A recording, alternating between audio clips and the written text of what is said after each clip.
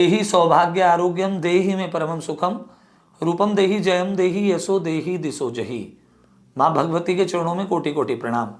मैं आचार्य मनीष मिश्र आप सभी का हार्दिक अभिनंदन करता हूँ, आप सभी को प्रणाम करता हूँ कि जो कर्क राशि वाले हैं, जो नंबर 4 की राशि है, यदि आप जानना चाहते हैं कि आपका वर्ष 2024 आपके लिए कैसा रहेगा, तो इसी श्रृंखला में जो नंबर 4 की राशि है कर्क राशि, जिसे अंग्रेजी में कैंसर कहते हैं, जिसका स्वामी चंद्रमा है, आप ये कैसे पहचानेंगे कि आपकी कर्क राशि है? बहुत सरल तरीका है। आपकी जो जन्मांग पत्रिका है उस पर पहले पृष्ठ पर लिखा होता है राशि स्वामी।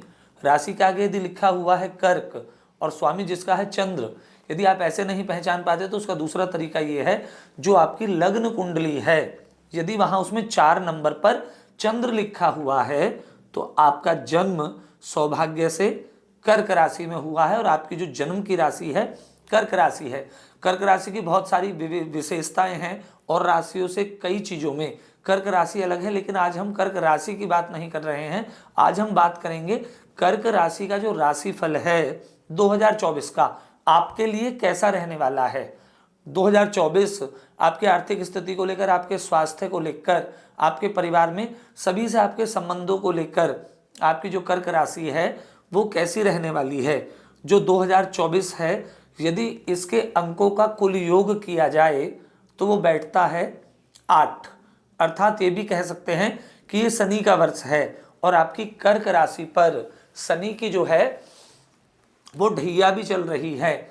शनि महाराज जो है वो कर्क राशि में अष्टम स्थान में आ रहे हैं।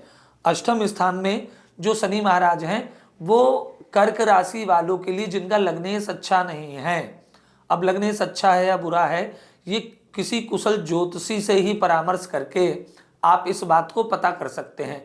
लेकिन एक छोटे से परिप्रेक्ष्य में यदि मैं आपको बताऊं कि आपका लग्नेश अच्छा है या बुरा है, तो एक छोटा सा सिद्धांत है, यदि आपका लग्नेश 6, 8 और 12 में है तो शायद, और उसे किसी शुभ बल की दृष्टि या बलाबल प्राप्त नहीं हो रहा है, तो आपका अनफॉर्चुनेटली लग्नेश अच्छा नहीं है। तो इस बात की गणना आप किसी कुशल ज्योतिषी से करा सकते हैं।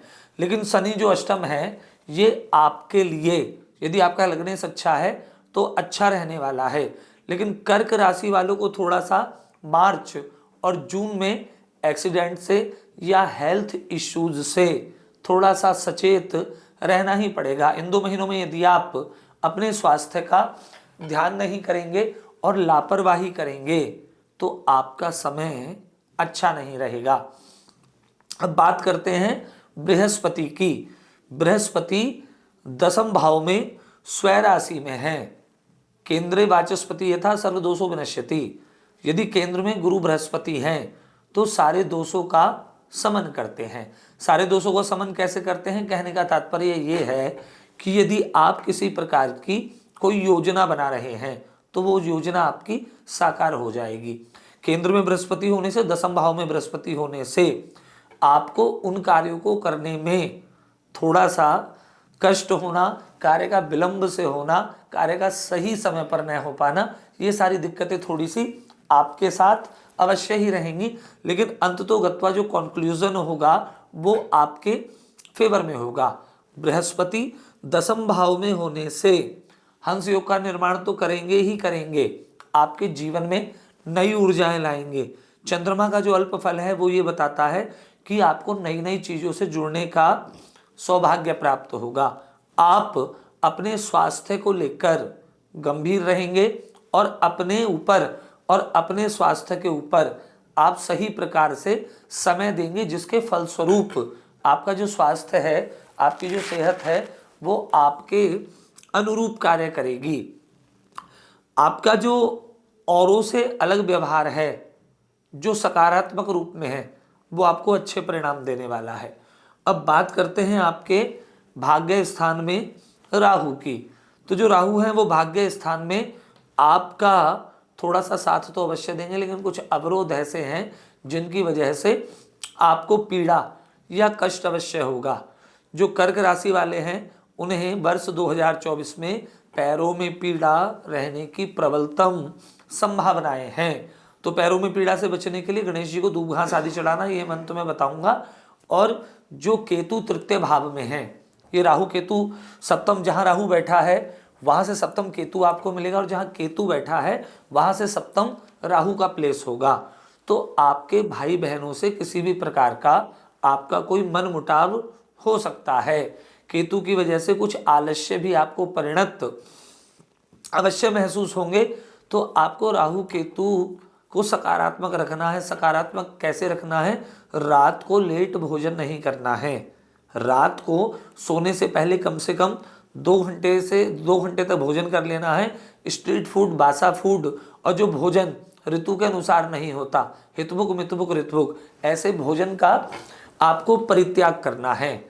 आपका जो सूर्य और मंगल है 6th हाउस में है, इससे शत्रु से आपकी रक्षा होती रहेगी। लेकिन इस वर्ष थोड़ा सा जो लोग आपके अपोजिट हैं, जिनका परिप्रेक्ष्य आपकी सोच से नहीं मिलता, जो स्वीट पॉइजन, कनिंग, कॉन्स्पिरेसी वाले लोग हैं, उनसे आपको सचेत रहना पड़ेगा। लेकिन 2024 में आपके लिए एक शुभ समाचार ये है कि कोई भी शत्रु आप पर प्रबल नहीं हो पाएंगे।